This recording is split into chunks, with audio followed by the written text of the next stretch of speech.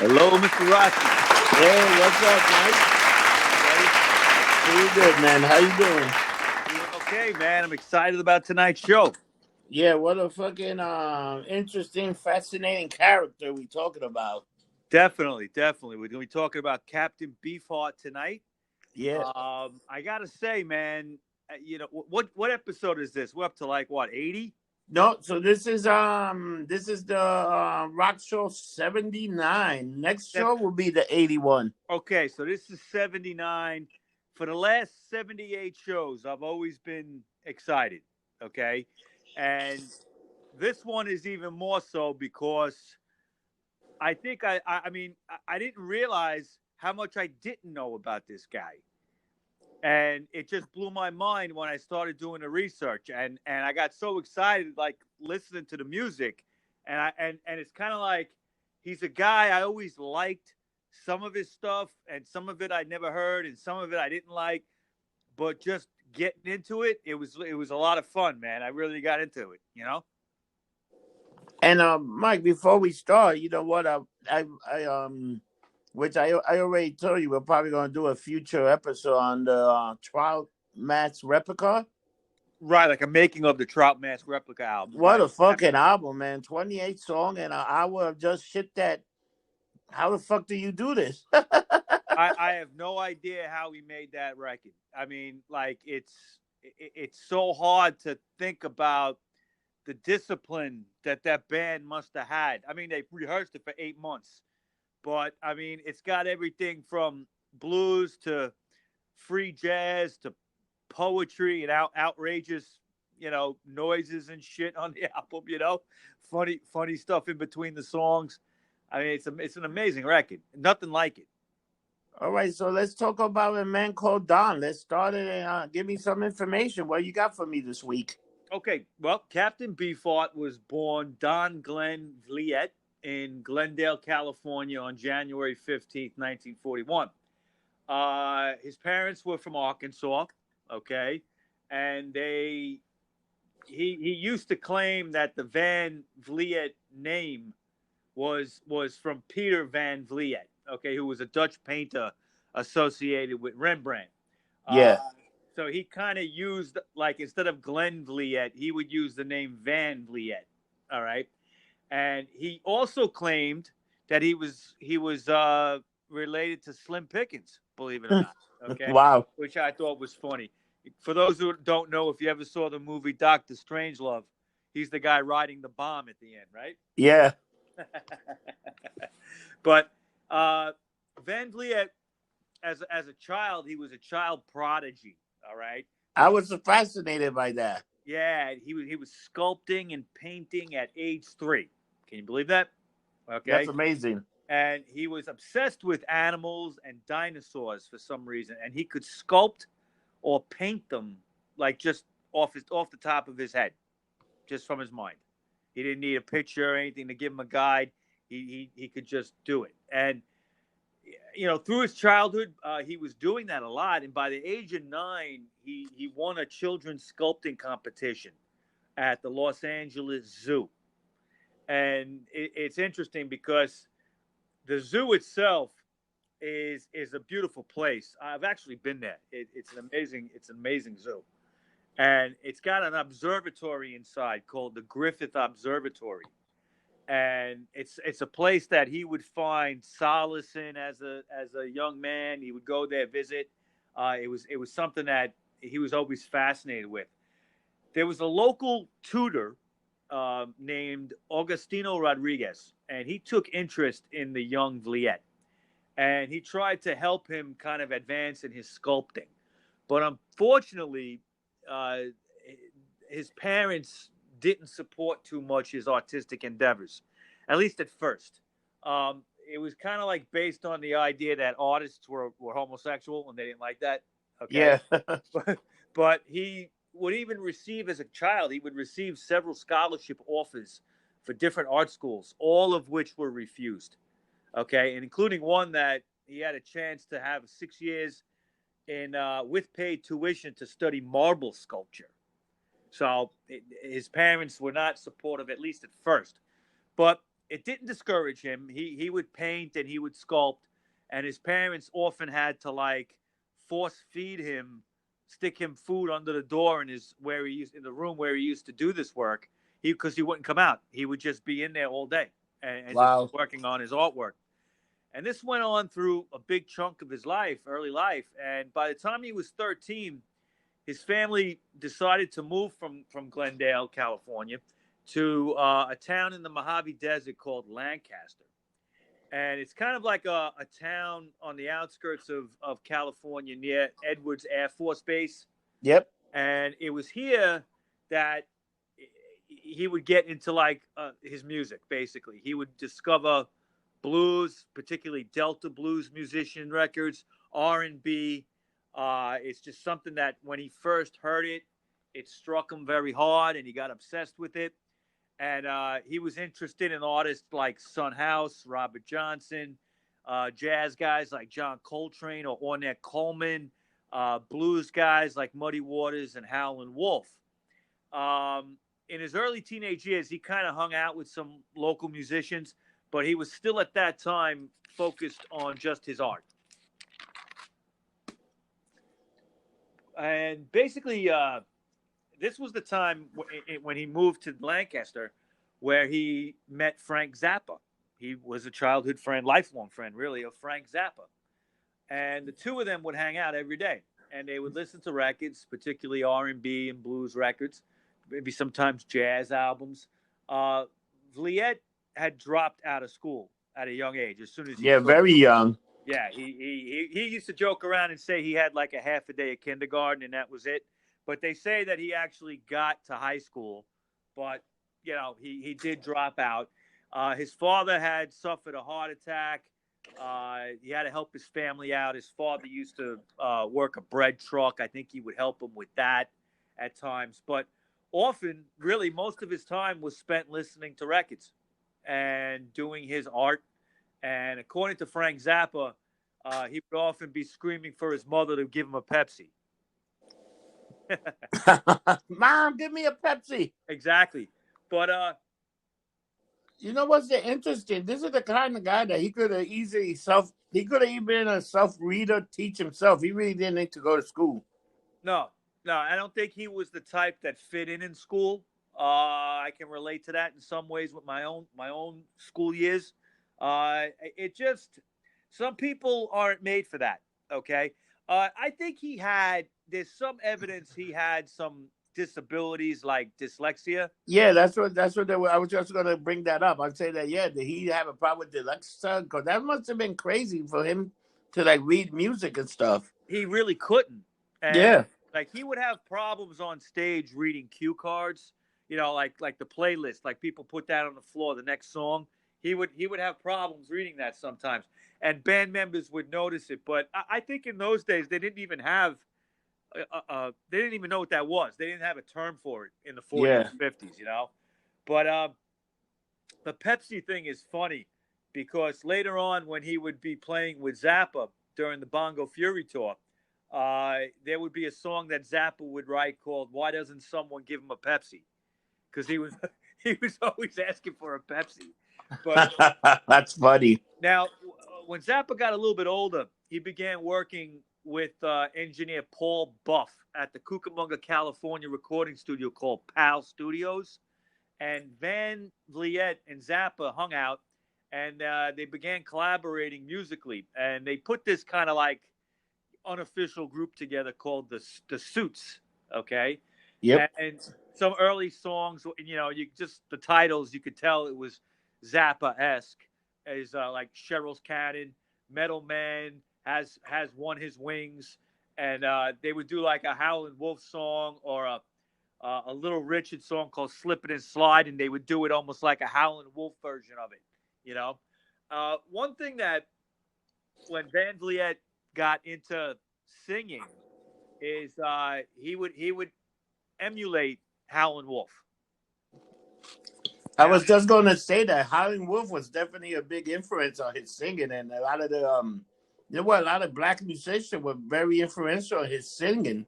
Yeah, Muddy Waters was too, but I would say Howlin' Wolf was the guy that he looked at as a vocal style that he could do, and he didn't copy Howlin' Wolf because there's only one Howlin' Wolf. No. You can't be an exact copy, but he would use certain styles that Wolf probably used. They never met. Okay, there's no evidence they ever met, but there would be like certain ways that he would sing, and you could feel that, especially some of the earliest songs too. You would hear it. They used to cover the song "Evil" early on in the Captain Beefheart band, which is a Howlin' Wolf song, and he did it fantastically. But Mike, I gotta tell you, when I first heard him sing, and I'm throwing it out there, I thought it was a little black dude singing. he's got that voice. I really thought it was it's almost like when you first heard Hootie and the Brewfit, you thought it was a white dude. I thought Captain Beefheart was a black dude singing. You know what? I wouldn't be surprised if many people did. Okay, because he had that soulful, rough voice that a lot of singers sounded like. It was incredible. Dude, I was listening to him before you even told me. I was listening to some of the songs because I like to listen. Before I look at the artist, I like to listen to the song, right? Just to get a feel, and then I'll look at them, and it's like, oh my God! And when I looked at this guy, I was thinking, this is not what I thought. Now, to look at him and to hear him was like, how'd that voice come out of that guy? But now, let me tell you how he got the name. Okay, now how he got that name? Zappa and him were working on a movie script. They had an idea, and it was going to be called Captain Beefheart versus the Grunt People. But really, you got to wonder, well, what's a Captain Beefheart? Okay. Van Vliet's uncle lived in the house with him. And even though Van Vliet wasn't going to school, he had a bunch of people in the house. He had his uncle, he had his parents, and his girlfriend at the time was actually living in the house too. And his uncle supposedly used to go to the bathroom with the door open. And when Vliet's girlfriend, her name was Laurie Stone, used to be walking through the house, if she passed by while he was there, he would say, he'd be talking about his penis, and he would say, what a big hearty beef heart. It looks like a fine beef heart. He's exposing himself to his girlfriend. That's nuts. Wow. Yeah. Now, Captain Beefheart would attend the Antelope Valley College briefly as an art major, but he only stayed a year. It didn't work out for him. So he ended up getting a job selling vacuum cleaners. And he actually, there's a famous story that's totally true. He sold a vacuum cleaner to the author Aldous Huxley. He's the guy who wrote Brave New World. Okay. Wow. And the reason he came to his house, this was a door-to-door thing. He just knocked on his door, tried to sell him the vacuum cleaner, and Huxley's like, well, why should I buy it? And he says, well, I assure you, sir, this thing sucks.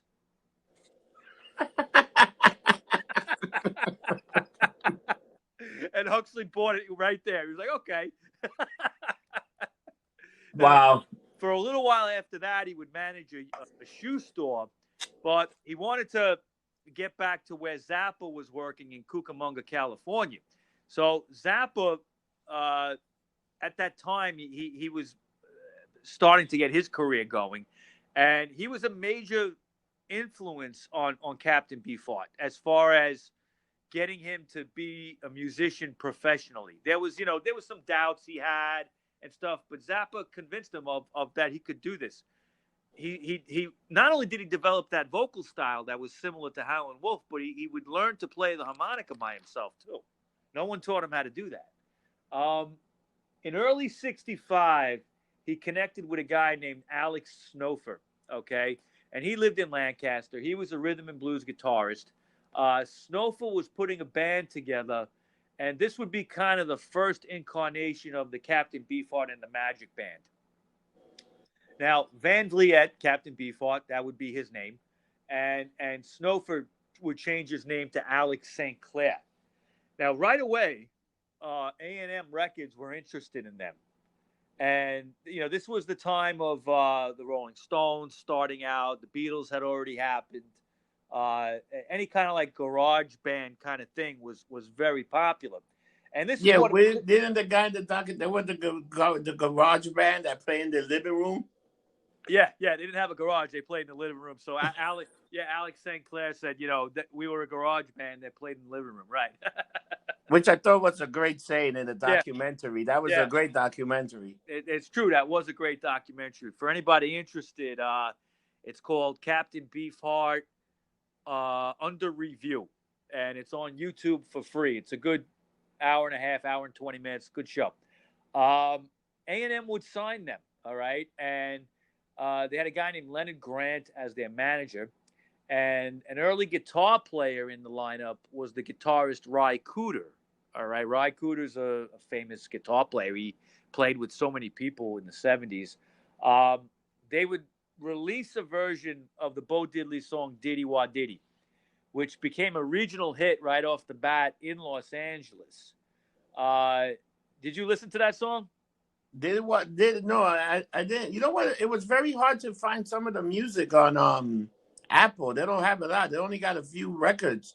And then I had to go Spotify to has a whole shitload, man. then I had to go to Spotify, but I don't have a Spotify account, and I can only listen to things because I got the free Spotify, so I can only listen to thing in order. So I couldn't get to some few things, a few albums, Okay. but they have a lot more. But I did listen to the trap the Trop trap match. Replica. Yeah. I listened to Well, that album. It's Italian because that album was just got me right off the back. yeah. Well, we're going to get to that. We're going to talk a lot about it. But right But now, I listened to like some other stuff that it had. I think I heard Moonchild.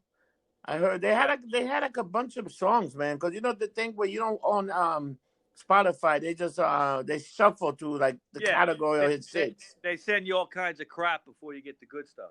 Yeah, Well, the Diddy Wah Diddy single did really well regionally in California, in Southern California. But there was a follow up to that called Moonchild, and it was written by David Gates. David Gates would later be in a band in the 70s called Bread that were multi platinum. This single did not do well. And the band at that point was playing like venues in San Francisco, like the Avalon Ballroom, because they kind of catered to underground music. All yeah. right. But right off the bat, they had the popular Diddy Wah Diddy single, but the follow ups didn't really do anything. So in '66, they approached A&M Records about material they had for an album, but A&M rejected it as kind of like too negative a turn in their music. They kind of wanted them to be poppier, all right? And they actually had recorded this album, okay, at an 8-track studio called Sunset Sound Studios. So they were basically coming to A&M say, listen, we just made an album, all right? But they didn't want it. So by the end of '66, they ended up signing with Buddha Records. Their contract with A&M was done. And executive of Buddha was Bob Krasnow, and Richard Perry was a producer that got assigned to them. And what they would do is they would take that 8-track recording, and at the request of Perry, they would compress it down to a 4-track at the RCA studios in Hollywood. Now, you might say, why'd they want to do that? All right. And really, the band didn't, because when you do that, you compress the sound. It doesn't sound as good. Nah. And, Perry was I think he was a first-time producer. I don't think he had a whole lot of experience. There may have been some reasons he wanted to do this, but I for the life of me, I have no idea. But Doug Moon, the guitar player in the band, would leave at this point over creative differences, and he didn't like the avant-garde direction the band was going, the arty kind of direction. He wanted to be just a straight-up blues guy, do kind of like Diddy Wah Diddy kind of stuff.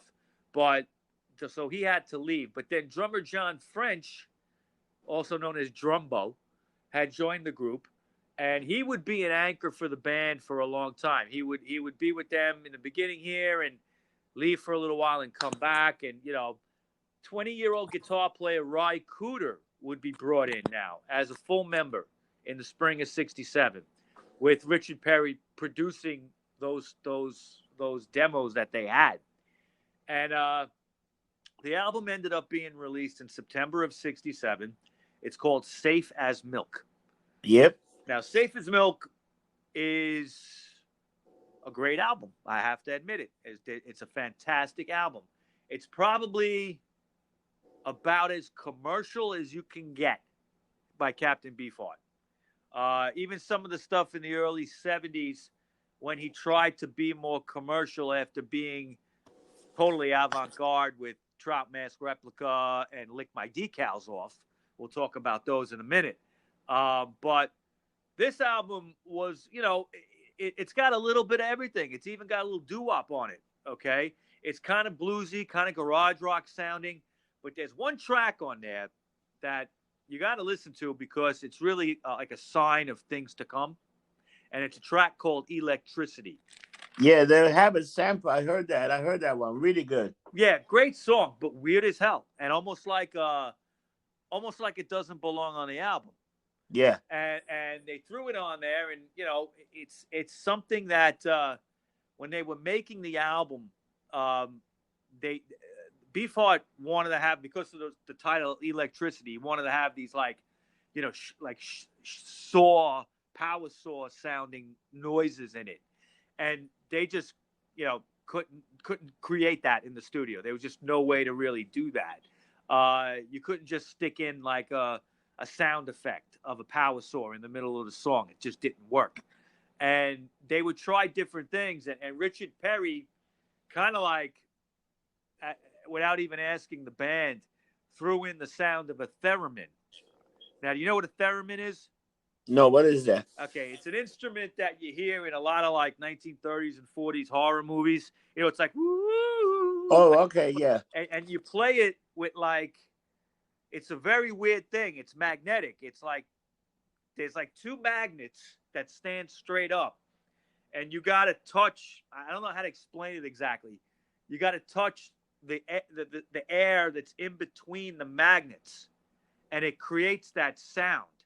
And you could play that thing. You got to be there's actually, you go to art school to learn how to play this fucking thing. That's the kind of. And I've seen people in the subway play it. It's pretty wild. Okay? Wow. But it was the song Electricity was a song written as a poem by Beefheart's friend Herb Berman. And it's got weird vocals. It's got that whole strange kind of offbeat instrumentation. And that's the kind of stuff that guitarist Doug Moon didn't like. So that's the kind of reason he left the band. But when he was replaced by Ry Cooder, that was a big upgrade, because Ry Cooder is a great guitarist. Yeah. Now, at one point, I got to mention. Let me ask you a question. So, you think that song Electricity, right? You think that's the one that was the song that pretty much after a while could the Beatles took some of that stuff, got influenced by that later on? Yeah, absolutely. John Lennon and Paul McCartney were fans of that album, Safe as Milk. All right, they heard it early on. It got some promotion. Buddha Records at the time was an up-and-coming label. They were kind of like a small label that signed underground bands. All right, they would eventually do bubblegum music as well, like Yummy Yummy Yummy and all that shit, that stuff. But in the beginning, they started out as an underground label almost. And Paul McCartney and John Lennon wanted to sign Captain Beefheart and the Magic Band. Wow. They had a label that they were going to start called Zapple Records. Now, they had Apple Records, but they wanted to start something called Zapple Records with a Z. And it was an idea that they had, that they would sign underground bands and new music, okay? Kind of like what would be alternative music of the day, And but once they got the manager, Alan Klein, they kind of scrapped that whole thing. He wasn't for it. Okay. Beefheart actually had kind of an up and down relationship with the Beatles. He met Paul McCartney, he met John Lennon, but he used to criticize them, saying he was like sick of their lullaby songs, and like that one lyric in A Day in the Life from the Sgt. Pepper album where Lennon says, "I want to turn you on." Yeah. Okay, Beefheart hated that lyric. He thought it was like a conceited, ridiculous lyric. Okay, and he was also saying that he didn't like Lennon that much because when John Lennon and Yoko Ono did that Bed In for Peace, where they stayed in bed Yeah. like a week or whatever the hell it was, like Captain Beefheart sent them a telegraph of to show support, and like John Lennon never got back to him. Wow. Never thanked him for it. So he kind of had an up and down relationship with them. He didn't like them that much. He kind of had a relationship like that with like Frank Zappa. They would have a falling out eventually. Cause they would hang out and then they would stop talking and then you know what happened later on. I mean, we'll get into some of the stuff on how Beefheart was to work with. Okay, and when Zappa would work with him, it was hell. Yeah. Anybody working with him. I'll give you an example here. Like at one point, when Doug Moon was still in the band, Beefheart used to berate him and criticize him so bad that he would like fall down in tears almost, and beg for him to leave him alone. One time he was doing that to him, and he just like ran into the other room and picked up a loaded crossbow gun. Okay, a crossbow, bow and arrow. Yeah. All right, and he stuck it in Beefheart's face. And Beefheart just turned to him and said, "Get that fucking thing out of here and go back to your room." I was amazed by that. You know what the problem was? Like he would like a lot of his comments, like there were comments that he would say, "Oh, the band failed me. They didn't do their work." Yeah, and if you didn't play it the way he would explain it, or visualize it, or hear it in his head, right? That how you supposed to read his fucking mind, right? That's like, but you had to learn to do that. That was the mad genius of the guy. Okay, it really. I mean, if you could live through that, it was amazing music that you were making, and you knew it. But it was like to get to that point, you had to take a beating. But Mike, you know what's funny about them? The music was loved later on. Like the music really didn't do great in the U.S., right? No, he bombed in the U.S. his whole career pretty much. But he had a couple albums that cracked the top 200. I was kind of fascinated by that. That he, like, that's incredible. A guy like that, and then later on, you're like, but damn, what the fuck, man? Well, he made all his money in Europe, particularly England, France, Germany. They liked him. Okay. And the weirder he was, the more avant-garde music he was doing, like Trout Mask Replica, Lick My Decals Off, that era, okay, 69, 1970, they liked him more than we did in America. No one, he wasn't making a splash here at all. Even with Zappa's name and being involved, and we'll get into that in a minute, it didn't really translate to popularity in America. But the stranger he was making records, the more popular he was in Europe. And then when he tried to be more commercial, Europe let him go. Okay, that's amazing. Yeah.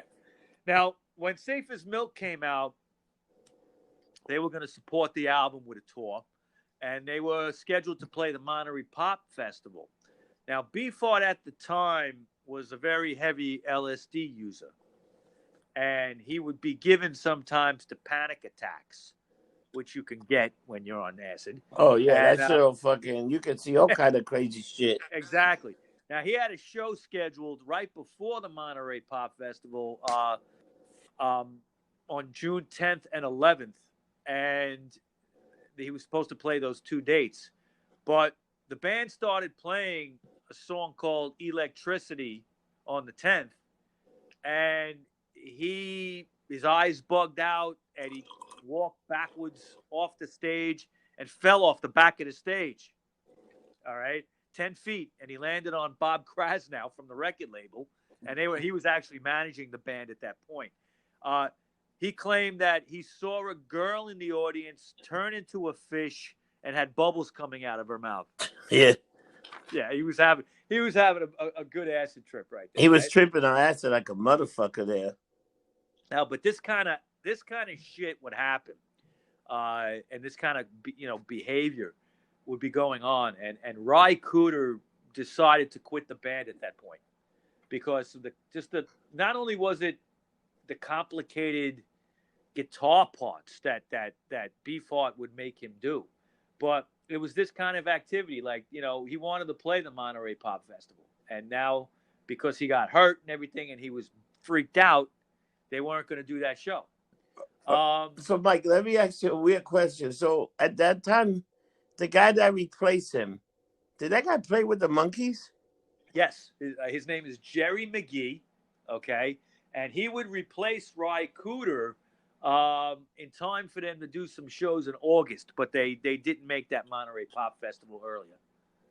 The guy's a great guitar player, Jerry McGee. If you listen to that Monkees stuff early on, that's him. Wow. And there was one show that they did in particular in August. They opened for the Yardbirds at the Santa Monica Civic Auditorium. Now, if you remember from when we did our Black Flag show, which will be coming up, that the Santa Monica Civic Auditorium seats about 3,000. So that's a decent sized audience. The lineup for this gig now was Jeff Cotton would join on guitar to replace McGee in August of '67.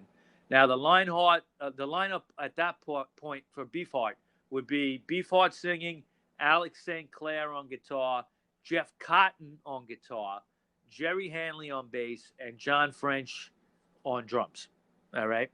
So now, the lineup changed significantly then. Yeah. Well, Ry Cooder was gone. Okay. So they would basically replace him 2 times before they settled in on Jeff Cotton, because McGee was just temporary. Yeah, I think he was just doing it, field and helping them out. Yeah, he might have went back to the Monkees. I'm not sure. I'm not sure. At 67 or so, the Monkees were still going strong. Yeah. Now the second album they would work on is called Strictly Personal, and they were still on Buddha Records at this point. Originally, the album was going to be called "It Comes to You in a Plain Brown Wrapper," and the album actually looks like it's in brown wrapper, like a brown wrapper with an address on it and a return address, like that kind of thing, like a package. Okay. And they began recording it between October and November of '67. But finishing the album, but Bob Krasnow at Buddha Records shelved it. He wouldn't release it, and he basically would decide to reproduce it. All right, and he put in, against the band's demands. They didn't want this. Okay, but he would put in what's called phasing and reverberation on a lot of tracks. Phasing was something that was popular at the time with a lot of psychedelic music. Jimi Hendrix used a lot of phasing. Okay, like you ever hear like the song "Are You Experienced"? Yeah. Okay, you know the beginning of that song? It's like I can't do the sound good, but it's like it sounds like a hissing kind of noise. Yeah. Okay, that's phasing. And what you do is you take the tape and you kind of like do a almost what DJs would do for scratching. Okay, except you go back and forth with the tape. All right, and you get that. That's how you do it. Oh man! Now today it's done with a little black box, and you play through it. Okay, but in those days you used to actually record the song, and the phasing would be added in after with that kind of like grabbing the tape back and forth and just running it with your hand. Okay, to scratch it almost, and he'd put that on a bunch of songs. And he would add reverberation to Beefheart's vocals. He would release the album in 1968 in that form. But Beefheart said that all that was done without his knowledge. Now, the band says that that's actually not true. that Beefheart did know about some of these changes going in, but like he didn't tell them or something like that. But the record, Strictly Personal, ended up coming out on Krasnow's Blue Thumb label because, like I said before, Buddha was making a turn and they were starting to put out bubblegum records. All right. So there was a division of Buddha called Blue Thumb that he was starting, and he put it out on that division. Now, this album, released as Strictly Personal, was not the complete album that was originally done. Okay. When Krasnow got to it alone, he didn't release all the tracks. So what would happen is Strictly Personal was released with less tracks, the added phasing and reverberation. But some of the songs he left behind, and they would later be released in 1971 as the Mirror Man album. Now, Beefheart was no longer with Buddha in 71, so he had no control over this. So they just took the music and just put it in another album and released it. Yeah, they held back some tracks and then came out with like another album. And they basically added some of these studio songs, and they lied in the liner notes of Mirror Man, okay, because they were trying to avoid copyright issues. And they were saying that it was like a live jam session from 65. All right, so they fucked them basically. Yeah. Let me ask you a question. For like when you look at him, man, he was on a lot of record labels. What was the problem? Well, he would never get a long-term record deal. Okay, he would never get something like 3 records. Nobody was going to give Beefheart 3-4 record deal. It wasn't going to happen. He didn't sell enough for that. But it had to be the way he worked. Okay, and he was not easy to work with. No. So he was on a lot of record labels, but he had enough popularity that he could walk into a record label and say, "Hey, I'm interested in it." They would listen to him. Okay, it wasn't like they laughed him out of the place. People didn't, he didn't really get turned down later on, But in June of '68, Captain Beefheart and the Magic Band went to England, and over there they were managed briefly by the Who's ex-manager named Pete Meaden. Now, originally the band was supposed to play the UK, but they were not allowed in because Meaden illegally booked some gigs. They didn't have the right work visas to play.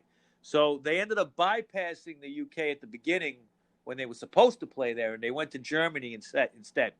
And they had some really successful shows over there. Now, Beefheart was getting popular in England, and there was a big public outcry in the UK to have him come and play, even though we didn't have the right visas. So they got all that worked out somehow. But DJ John Peel, who was very influential at the time in England, he had his own radio show. Yeah, he would have underground music. He would be big for many years.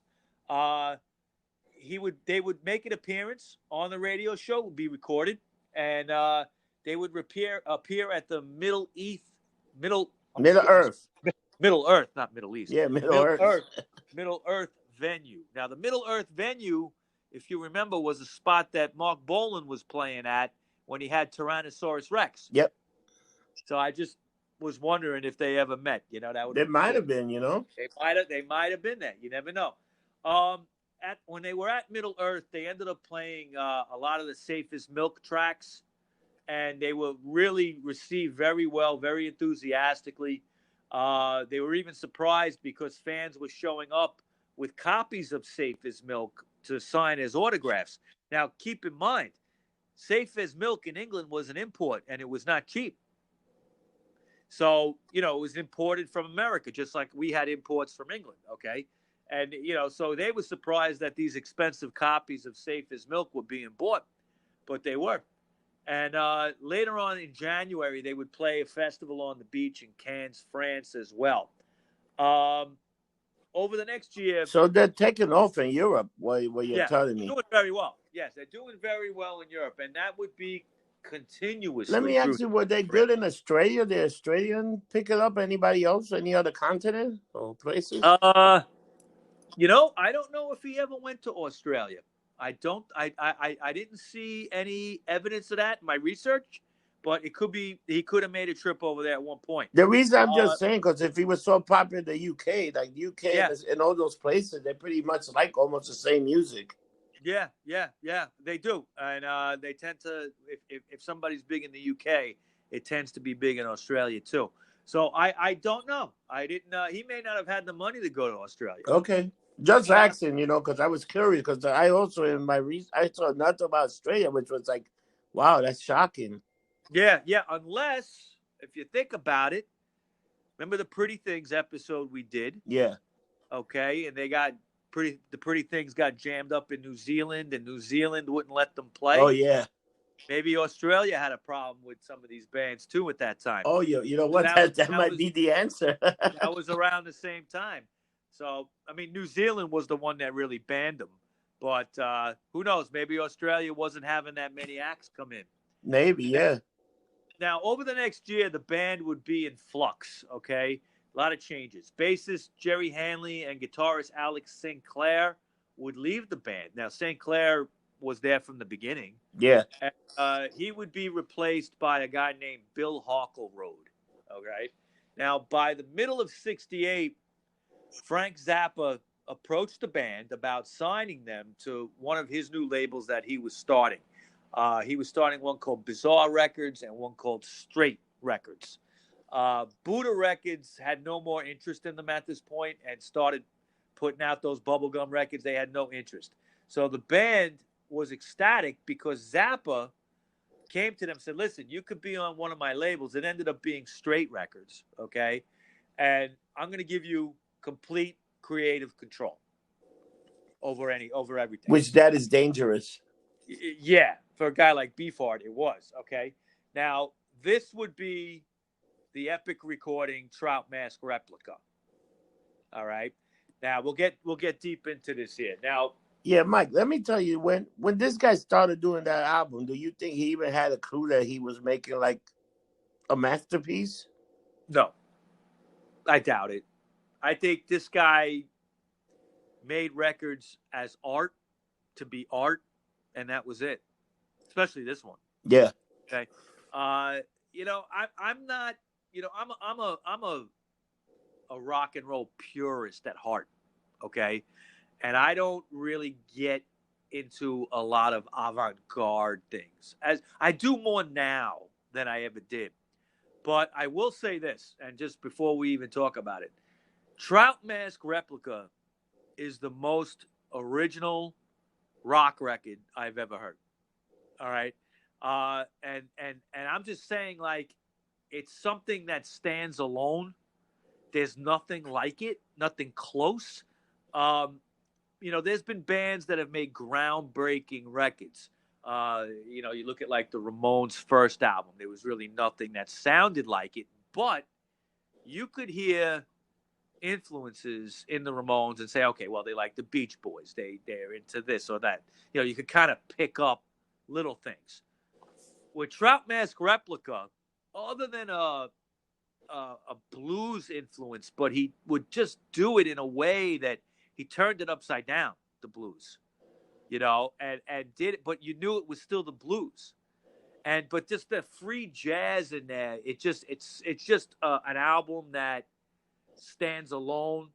There's nothing like it. It's not even ahead of its time. It's just alone. You know what I'm saying? Yeah, it's like there was. Let me tell you, when that came out, there was nothing sounded like that album. No, people did not know what to make of that. A lot of critics, would kill it. Years later, they would, turn it around and say it's amazing. Okay, but in the beginning, it was killed. Now, get into the preparation of it. What he did is they would rent a house in the Woodland Hills outside L.A., and the whole band would live there communally, all together in the house.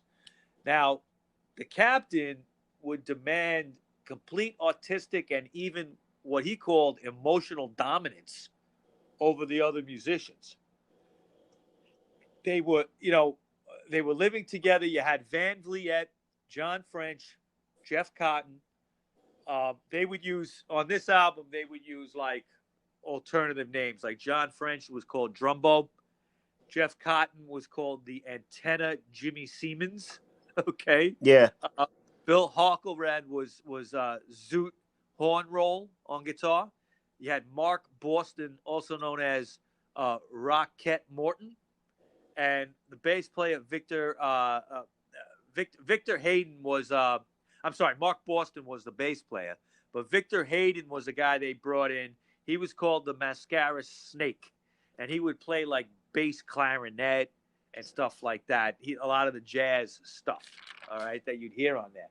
Now, the atmosphere in that house was described almost as Manson-esque. Charles, Talking about that, he has emotional control and stuff.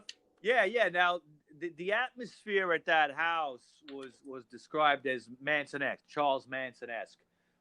Nobody was allowed to leave the house, okay, except maybe for food, and that wasn't very often. They had no money. They were living on food stamps and welfare, all right? Wow. They were forced to practice 14 hours or more a day, all right? And, John French said, like, at times they were living on a diet of, like, a cup full of soybeans a day. All right. Wow. They had nothing. Now, Frank Zappa had to actually bail out a couple of band members from jail one day because they were shoplifting food. And he saw them. They looked in such poor health. Okay. They looked like cadaverous. All right. They hadn't eaten. And at this point, drummer John French had a conversation with Beefheart. And Beefheart admitted to him that he was diagnosed as schizophrenic. And as a schizophrenic, he would often be overly suspicious of people and think like they were conspiring against him and stuff like that. And that's true because like the captain's behavior over the years, a lot of times seemed like he would think that people were trying to, mess with his career or mess with the album they were making or whatever. But Zappa originally wanted to record that album live in the house, not use a studio. He would call it an ethnic field recording. All right. Now, Zappa's producer and engineer, Zappa was producing the album, and there was an engineer named Dick Zunk. All right. Now, they started recording some backing tracks at the house with the musicians separated in individual rooms. Zappa thought the recordings all turned out well, but Captain Beefheart would become suspicious that Zappa was trying to just record the album on the cheap. So he insisted that they use a real studio. Zappa would capitulate on this, but some tracks, or at least sections of them recorded in the house, did end up on the final product. For instance, Hair Pie, Bake One. So Hair Pie, Bake One. Yeah. Final product was actually recorded at the house. What you hear on that album is recorded in the house. Some of the poems and little spoken word shit that's in between the songs, like the thing called "The Dust Blows Forward" and "The Dust Blows Back," and then there's "Orange Claw Hammer." They were all recorded on a cassette at the house and just put onto the final recording. They used Whitney Studios in Glendale. All right. When they got to the studio, the musicians, they were in that house for 8 months. I don't know if I mentioned that. All together for 8 months. Now, that's incredible. That's crazy how much. And the guy was a lunatic. Oh, yeah, total lunatic. And all of the 20 instrumental tracks that had to be done were done in a 6-hour recording session. That's it. They came into Whitney Studios, recorded it in 6 hours, and walked out. And Zappa was just in shock, like how could that be? All right, and they said it's because we've been rehearsing this for 8 months. They had it down as like second nature. All right, and when you listen to this album, to think it was just laid out and recorded in 6 hours, and then there was some overdubbing and stuff added, but the basic tracks in 6 hours, it's amazing. But they knew everything. So Beefheart spent the next few days putting in his vocals. The way he would do it also was odd. He would like a lot of times when people record their vocals, they'll hear the musical tracks in their headphones and they'll sing, and that'll be the recording, right? Yeah. he didn't want to wear earphones. What he did is he had a speaker that was like in another room, and he could hear the tracks, the music tracks, through an open window in the studio that he was recording in, and that's what he heard. So it kind of like created this like out of sync kind of effect between the vocals and the music. And it, you listen to songs like Frownland, um, Moonlight on Vermont, China Pig, Dachau Blues, named after a concentration camp, Dachau. Okay, but uh, they sound almost like the vocals are out of sync with the music, and that whole album is just, if there's one way to describe it, it's just out of sync. The whole thing is it's out of it's out of every instrument is out of sync. Things are out of tune. Okay, but it was all fucking intentional. Dude, but you know what? It sounded. You listen to the final product, you're like, what the fuck? Yeah, yeah. Now this album would come out on Straight Records, Zappa's new label, on June 16th, 1969. But it wouldn't chart well in the States at all. It didn't crack the top 200. It was technically a commercial failure, right? Total commercial failure in America. But DJ John Peel back in the UK loved it. Would promote it. He loved it. He played it every week on his show, something from it, and it would go top 40. It was a top 40 hit. All right, and this album and the follow-up we're going to get to now. You want to hear something funny? That album finally in America was inducted into the United States National Recording Registry in 2011. Can you believe that? Yeah, with all that shit, a commercial failure in the U.S., but it still got. It took 40 years. That's incredible, Mike. Yeah. I mean, it's considered, it's put in the historical records as one of the most important albums ever made in the United States. That's what that is. Okay, that's what that recording group you mentioned is. They look at recordings of everybody and they put them in the museum and they say, this is what we're going to keep as a record of the United States. So it's huge, okay, now, all right? And it's respected now. At the time, nobody knew what to make of it, Rob, with that record. And Zappa was making weird shit, okay? But, this was just beyond weird, all right? But now, it was doing well in England. 1970 would come along, and, you got to follow up. So they would work on a new album, and it was going to be called Lick My Decals Off, Baby. Yeah. And now the album... What was up with these titles, man?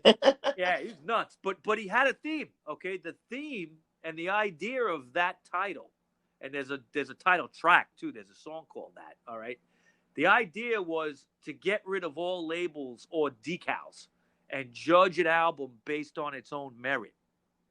So he was saying, lick my decals off, baby, like don't judge me, don't judge a book by its cover, just listen to it, listen to the album, and don't judge it by anything you've heard before or any labels that you might know, okay? And I like that. I like that concept, all right? It's an interesting title. It definitely is. And you know what's funny? He always had pretty good, amazing musician. A lot of good musicians play with him, man. Oh yeah. He would always, Zappa too. All right. There was these guys like Beefheart, Zappa, Alice Cooper. No matter who whatever they were doing, the musicians were always top notch. You're right. That's true. I don't know if people really can pull that off anymore, but in those days, there were people that did. No matter what they did, they had a great backing band. The lineup for this album would be the same as Trout Mask Replica, except drummer John French, okay, was not in the band. Okay, what happened was he remained friendly with the band, but he got thrown out. The captain actually threw him out of the band figuratively and physically because he threw him down the stairs in a fight. Okay. My God. Yeah. That was after Trout Mask was completed. But tracks like Lick My Decals Off, Baby and Dr. Dark were standouts, and the album as a whole, is just as experimental as Trout Mask Replica, but it's a single album. Trout Mask Replica, remember, is a double album. All right. Yeah. It's shorter, and I find it as it's almost more cohesive. Like it's more, maybe because it's a single album, it's still experimental, not quite as much. Okay, some of the tracks are really like structured, more like stuff in the way a song should be, the way you're used to it. All right, but um, Art, there was a guy named Art Tripp the Third. Okay, and he would replace John French on drums on that album. He was a member of Zappa's band, the Mothers of Invention. Okay, and that band would tour in 1970 with ex Magic Band guitarist Ry Cooder on the bill as well. Yep. So Ry Cooder was like opening for Captain Beefheart. All right. Now by '72, Beefheart was becoming a bit tired of being like so avant-garde and experimental, and he kind of wanted, what he said was he wanted to give the fans something to hang their hat on instead of scaring them.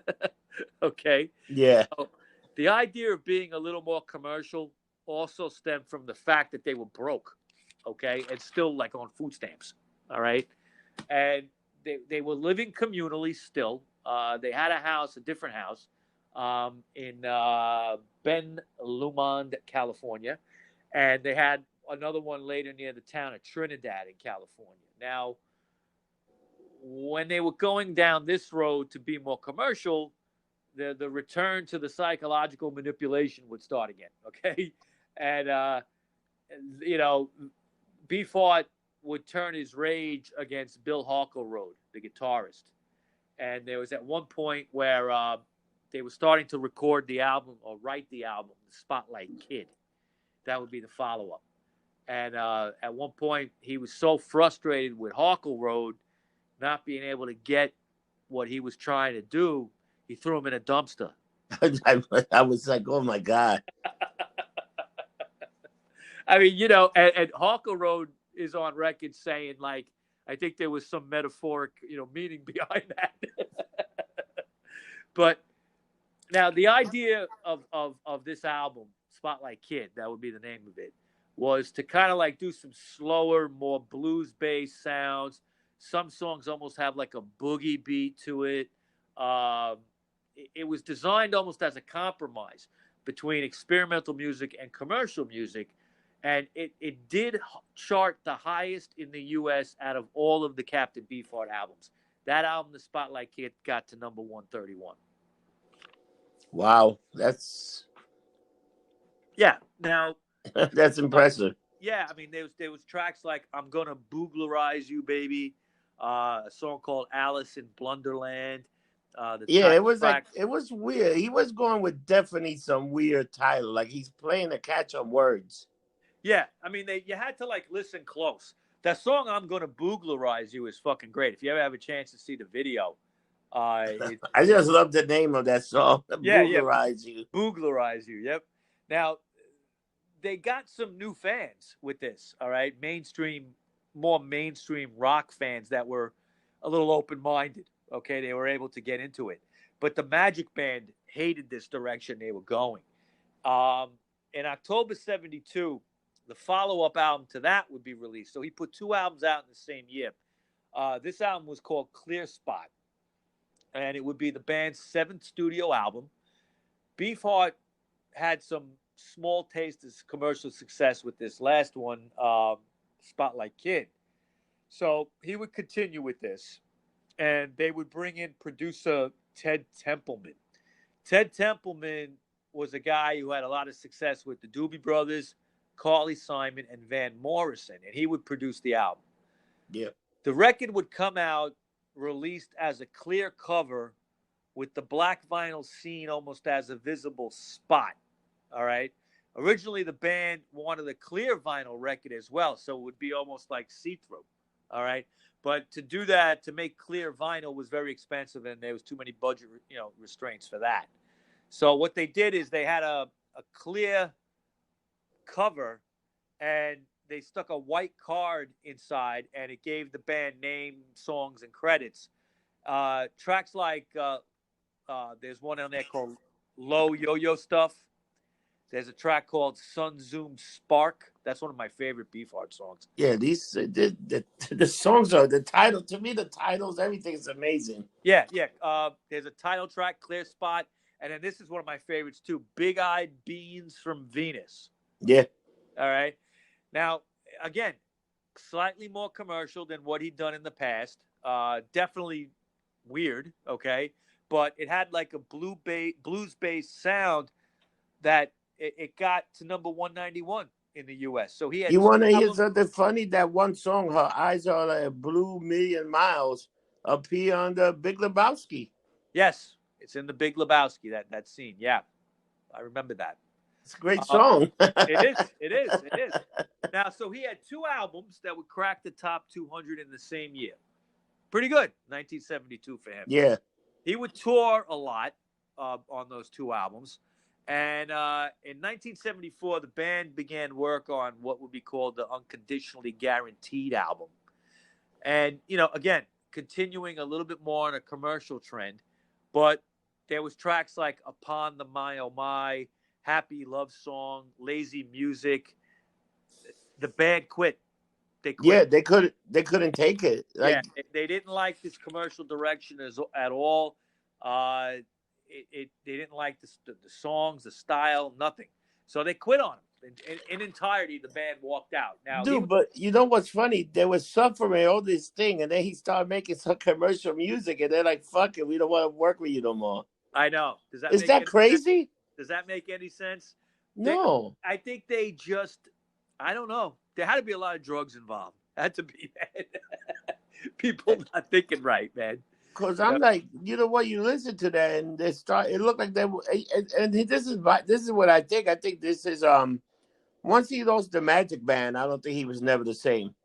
Um, it was different. He would never have the same lineup of guys again, quality guys like Yeah. that. But some of the later stuff, we'll get into the later albums in a few No, minutes. this stuff was good, but it wasn't nothing like the chemistry he had with the Magic Band. I'm Yeah, sorry. yeah, no, I agree, I agree. But I mean, you're already talking like 8 albums already of great shit. Yeah, So I guess he's due for a downturn. yeah. Well, it happens to everybody. Now, drummer Art Tripp said that when the band first heard that album, they were horrified. Okay, and found it. So they all up and left. But Beefheart was now forced to put a new band together to tour the album. And, he writes very complex shit, even though that was a little more commercial. But he had to put a band together that, had to learn this stuff quick. And basically, he got this band together, but the arrangements and stuff that they used for these tracks, you wouldn't have even realized it was from the same album. They were almost like a bar band, okay? And instead of calling it the Magic Band, the critics who blasted this, they called it the Tragic Band. Yeah, I saw that. Yeah, yeah. Now to compare, to actually bring insult to injury, he would record with this lineup in late '74, the album Blue Jeans and Moonbeams. All right, and this album is considered like the Captain's lowest point. But believe it or not, that album actually has some fans that you're gonna know. Okay, the White Stripes, when they did that EP of that, they did some Captain Beefheart songs in Yeah, the early 2000s. There's a track on that album called "Party of Special Things to Do," and that's the EP name of the White Stripes album. They covered that and two other songs from that album. All right, yeah. and not too many people admit they like that album, but Jack White likes it. Mike, you know what's funny? You're a lot like Captain Beefheart. Like all the albums you put together, they all call it like all the bands we talk. That there's a little history later on where you're talking about it. That you go back and forth. Yeah, yeah. Well, what do you mean? What do you mean?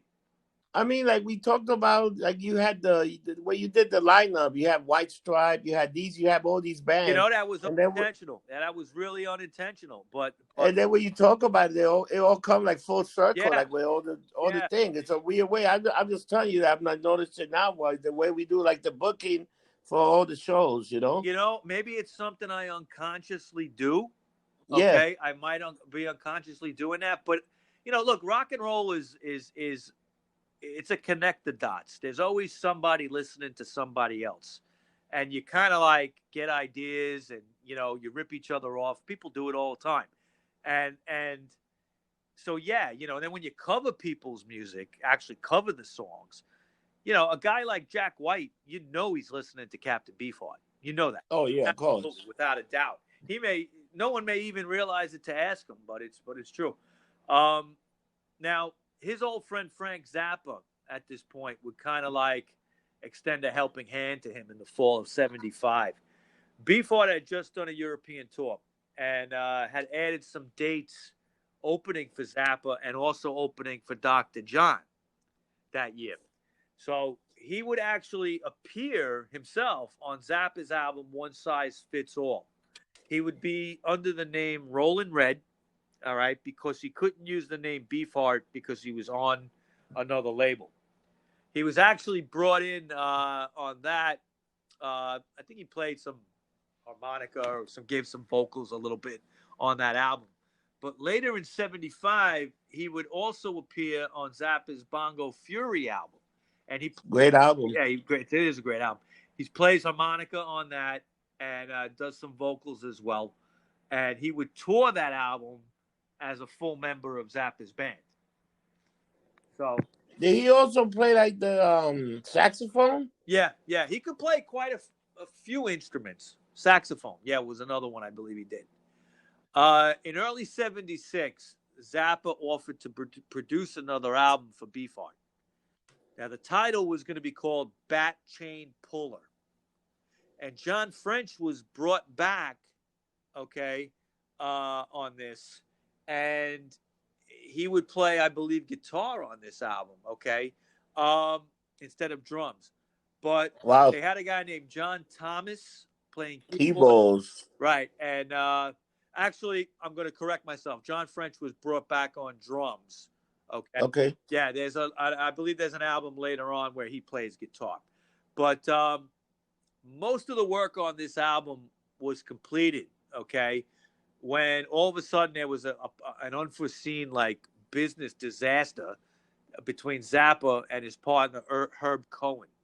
All right, Yeah. there would be like an argument over copyrights, all kinds of shit, and Zappa had to actually shelve the album. It was finished pretty much, but he had to shelve it and couldn't release it. Now John Thomas, the keyboard player, would leave the band and join the ex Magic Band members.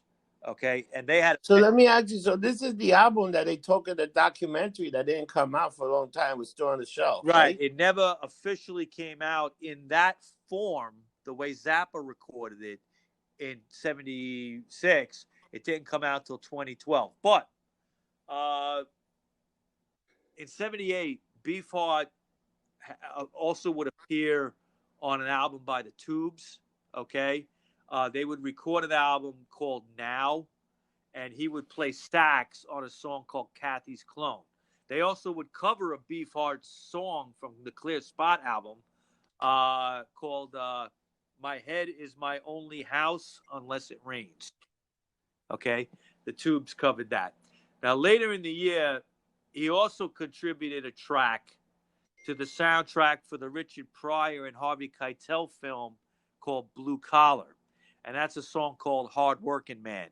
Um, this is one of the, might be the very first Captain Beefheart song I ever heard. Okay. You ever hear that movie, Blue Collar?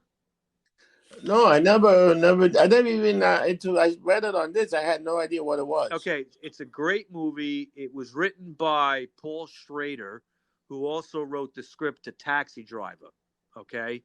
I think the director is Jack Nitch. I think he directed that. I'm pretty sure.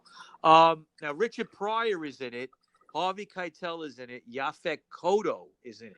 All right, and they play these guys that work in a car factory in Detroit, and their union is corrupt, and they're kind of torn on whether to expose it or not, and people end up getting fucking killed over things because stuff they know. It's a great movie.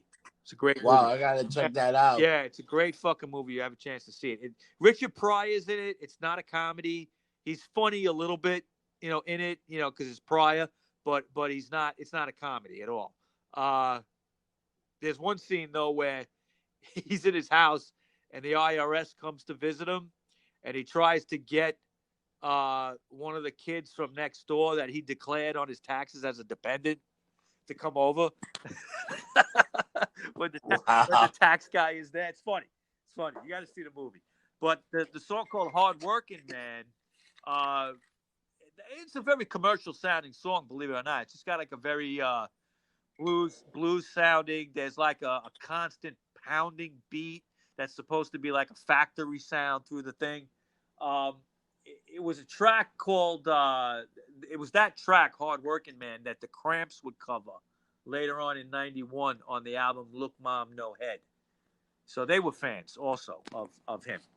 Now in '78, Beefheart now signed up with Warner Brothers to release a new album called "Shiny Beast Bat Chain Puller." So he would go back in the studio, now signed up with Warner Brothers. Zappa had nothing to do with this. And he kind of reworked the tracks from the original Bat Chain Puller that was produced by Zappa. Now, this album had tracks like The Floppy Boot Stomp, Harry Irene, and When I See Mommy, I Feel Like a Mummy. All right. This album was like a return to form. Like he wasn't trying to be commercial at all. And he got away from the sound of the last couple of albums. He kind of, with this, it was in '78, punk and new wave had happened.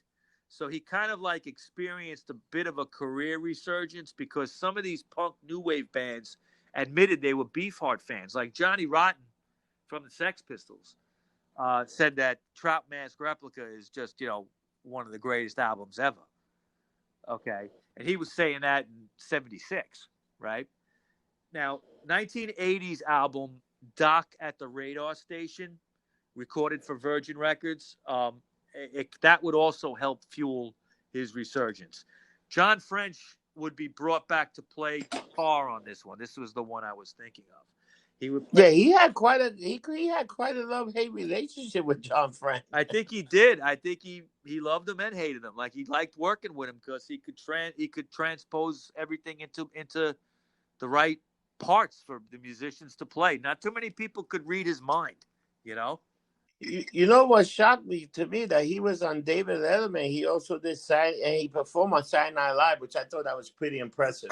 Yes, he would get some interest in the end there by mainstream media. Okay, MTV. He would have a problem with MTV. I'll get into that in a minute. John French was brought into play. Now, like he was playing slide guitar and guitar. There were songs on this album. One of the best is called Flavor Bud Living. There's also a song called Hothead.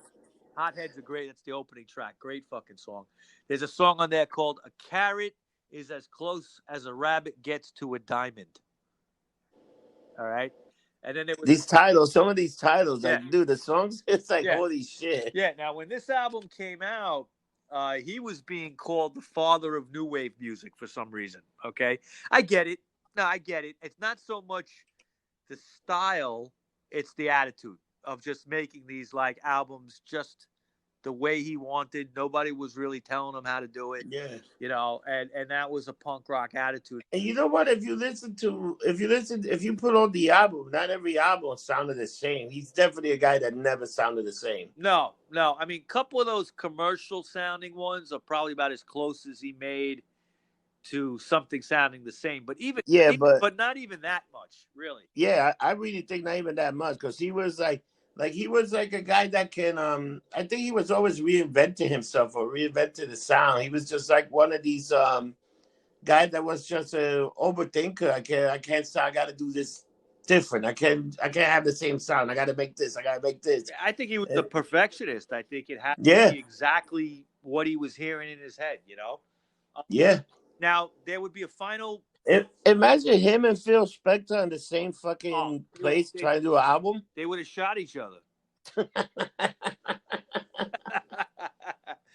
They'd think both be in jail.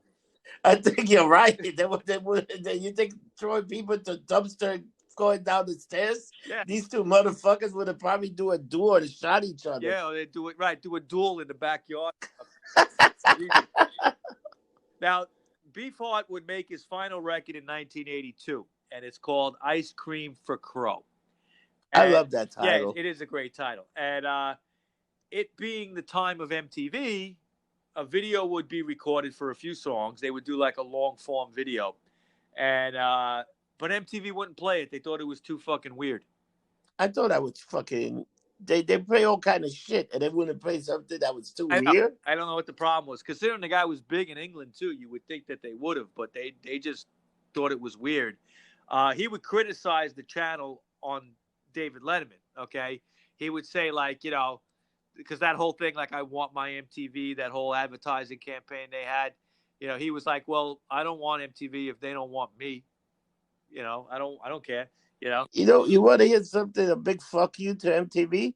I think that video made into the Museum of Art, right? It did. It's video never made and it was never shown. Dude, think about that. He gave out an artist, and he still winded up making a video that went into a Museum of Art. Yeah, right. How fucking crazy is that? I know. Well, what's even more crazy is he was having a resurgence right here in 1982 of his music. Nothing nothing. He wasn't selling millions, but people were interested in him again, and he decided to drop out of the business. All right, so he would, but what his first love was art. Yeah, And even though he was doing this, almost 20 years, like 17 years of making music, he always sculpted and he always painted, especially painted. All right, he was painting through all those years. That was just something he did. All right, and he kind of knew. I think he kind of felt that the music ran its course, that he had done everything he wanted to do with music. He was getting older. There was some health issues. He would eventually get multiple sclerosis. Okay, and he wanted to concentrate on the painting, and he would have a 20-year career selling his paintings. They did sell for quite a bit. Yeah. And they sold well. But December 17th, 2010, he would pass away from complications based on multiple sclerosis. Very sad. I remember when he died. You hadn't heard from him for a while. Like he was those 20 years or so that he was 25 years that he was selling his paintings. You hardly ever heard about him anymore. But he went back to he probably went back to his first love. Right. Well, he was married, okay, and him and his wife. I think he settled in California, back in California, and but he really dropped out of the business. But at that time, during those 25 years that he dropped out, he was selling his art. But in the music world, there was a resurgence of interest in his music. One thing I always feel that one thing like the punk new wave scene in the 70s, late 70s, I think what that did a lot for people is it opened their eyes and opened their mind to things. Okay. Americans can sometimes be closed-minded. That's why you have people that are bigger in Europe. Europeans tend to be a little more open-minded when it comes to music, from what I see, my experience. Yeah, they even say that in the documentary. They were talking about that. Did they say that? Yeah, I think they did. The guy was saying the European had like a better taste for music. They just like really different sounds. Yeah, and it doesn't have to be commercial sounding, like most American fans kind of like to hear the big stuff, okay, instead of the underground stuff. Now, I think the world, in some ways, in those 25 years, caught up a little bit with Captain Beefheart. Don't get me wrong, Captain Beefheart is still out there. He's still way ahead of his time. Our buddy John McCarroll said that he makes Zappa look normal. And, that's a funny remark because he really was. I think Beefheart is one of the most original people you could ever listen to. Really, there's nothing that sounds like it, especially Trout Mask Replica, but even the other stuff. Very interesting stuff. And the world caught up with him a little bit. Record companies were re-releasing the music. In 2012, after he had passed away, Bat Chain Puller, the original version of it, the Zappa produced version, would come out. Yeah. Okay. And people got to hear what that sounded like. And it was, different. It was different than the version he had done later on Shiny Beast. Okay. It's a different sound. Yeah, totally different. And also, you know what's funny? He's one of the guys that when they had that Universal fire in 2008, he lost a lot of his stuff was there that he lost. Oh, his paintings or the music? There was painting. There was a little bit. They had like a little thing, a little bit of everything. Yeah, that's right. He was part of that. Yeah. And that weird thing that they had at Universal, there was that strange fire, and a lot of shit got destroyed there from hundreds of artists. Wow. That's right. It's very sad. Yeah, some of that's lost forever. Yeah. Wow. So that's all I got for you, Mr. Rossi. Are you a fan now? This was a full packed show, man. We got about almost 80 minutes of great fucking information. I think this show would do well if you're a Beefheart fan, dude. Yeah. Mike, you went through the whole career from art to music to back to art by the end. Yeah, I mean that was his life. He came full circle. He started out as an artist, became a musician, and always. But the art was always there. He was an artist that just happened to become a musician. Do you think he went to the musician more just because of his parents, because they didn't want him to be an artist, or they didn't think that he was like kind of weird or something? What's funny is like what I mentioned in the beginning about his parents not supporting him. They would eventually support him. Okay, when he was young, they had problems with it because I think they thought he might be gay or something. Yeah, but and no indication he ever was. But once he was shown as very talented, then they realized they had a genius on their hands.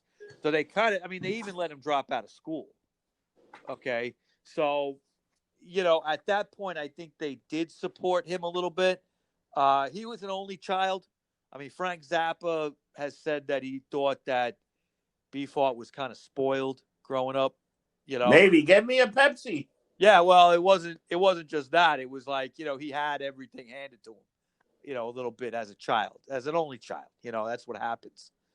But he was an artist, became a musician, but always had that art core,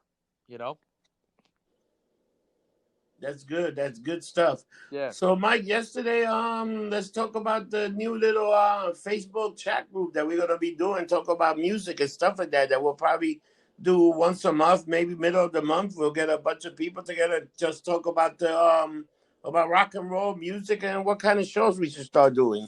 Yeah, well, for those who don't know, we have a new group page called the Rockshow Podcast group page on Facebook. You can look it up. It's join if you haven't already. We'd like to have you on. What we started doing was we're having the rooms feature on Facebook. We will do like a video chat, maybe once a month. Anybody wants to be part of it, you could have a whole bunch of people on at the same time. Yeah, just let us know, because we could have up to 8 people. So you want to do people that actually want to talk about music, maybe for about from 30 minutes to 45 minutes. Right. Maybe 45 minutes. That's what we did yesterday, right? About that. We had our buddies Dan Scott and John McCarroll on, and we were throwing ideas on what to do with shows and talking about music and telling stories and, keeping it pretty much about music, which is what we're going to do on that page. Nothing else. Yeah, no politics, No nothing. We just politics. talk about music. Right, You know right. what? Because, you know what? Everybody already stressed out with all this shit going on in the world. We just want to forget a little bit about nothing. It's just listen to some good old-fashioned rock and roll. Exactly. And, you know what? Like me and Mike, we don't only do rock and roll. We done country. We done even rap. We done metal. Like pretty much many genders we've been doing. Yeah, we do reggae, all different stuff. But what I want to do too is come up with ideas, and we might have a couple of special podcasts just within those video chats. We'll let you know about that. I got a couple ideas I'd like to bring to fruition. All right, and try to do. And it'll be just special for the group page. We got I think almost 200 people in the group, so definitely could be fun to do with a lot of people. Yeah. So might as well give my information. Okay. If you're looking for me on Instagram, it's Rocker Mike 212, Rocker Mike 212. I'm on Twitter, Rocker Mike 3. And then on Facebook, you can look for me under Michael Baker or under the Rockshow podcast group page. Yeah, we you know what, that page grew pretty fast. We got a lot of people that got in it right away. Yeah. And so far people are pretty good with the rules, Oh yeah, nobody's been fucking up. Yeah. So where can we find you, Mr. Rossi? But wait up, before we finish this, episode 80, we got a huge album for episode 80. Oh yeah. Yeah, the making of the first Doors album, the self-titled Doors album. And that should be very good, man. I can't wait to hear all what you got for that and how the album, because Mike, 80 episodes. I know. Then it's going to be 100. Can you believe that?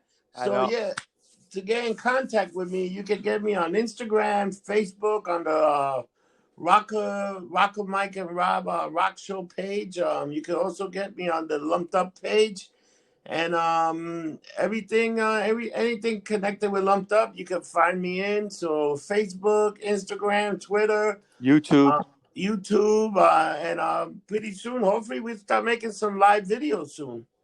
I hope so. Because I think once we start doing that, because you know what, it's great doing this on the phone, and what a lot of people do, like some of the shows that we've been doing. People like the whole thing with the pictures and stuff. I got to look up stuff, and I spend hours just putting the shit together. Cool. Yeah, you do a great job with that, Rob. So I try to we'll try our best here, but hopefully, if you guys got questions.